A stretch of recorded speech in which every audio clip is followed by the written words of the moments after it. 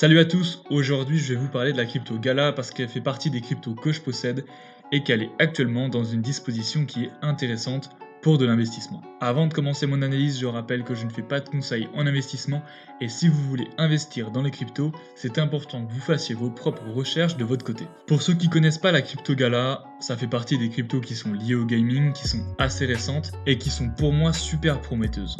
J'ai mis le graphique du gala avec des bougies une semaine et on va faire une analyse classique en commençant par un retracement de Fibonacci.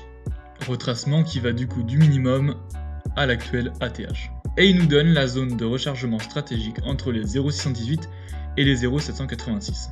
Lorsque j'étends cette boîte, on remarque qu'on est bel et bien actuellement dans la zone de rechargement. Mais on remarque aussi autre chose, c'est que pour l'instant cette boîte a vraiment parfaitement rempli son rôle. Pour mieux voir ça, on va passer avec des bougies un jour. Après l'ATH, pendant le crash, on voit que le cours s'est d'abord arrêté une première fois au niveau des 0,618. Ça a un petit peu latéralisé pour ensuite totalement traverser la boîte pour s'arrêter cette fois exactement au niveau des 0,786.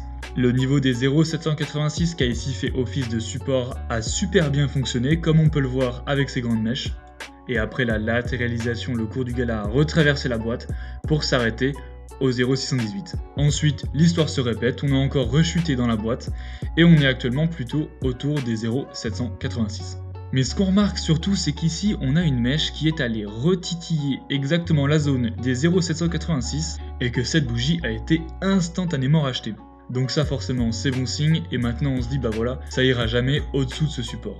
Mais tout ça pour vous dire que je pense que commencer à faire du DCA dès maintenant ça peut être super intéressant, surtout si le cours continue à latéraliser dans la boîte et décide d'un coup de faire un breakout et un pullback pour aller chercher de nouveaux ATH.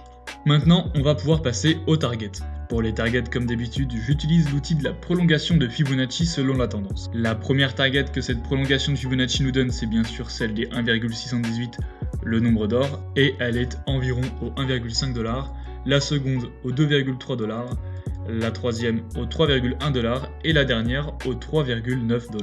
Je le dis à chaque fois, mais ce sont des targets qui sont long terme, que l'on va peut-être atteindre lors du bullrun actuel si on est encore dans un bullrun ou dans de prochains bullruns, c'est-à-dire dans de prochaines années. Mais regardez quand même, pour atteindre cette première target des 1,46$ à partir de maintenant au 24$, ça nous fait un 500%.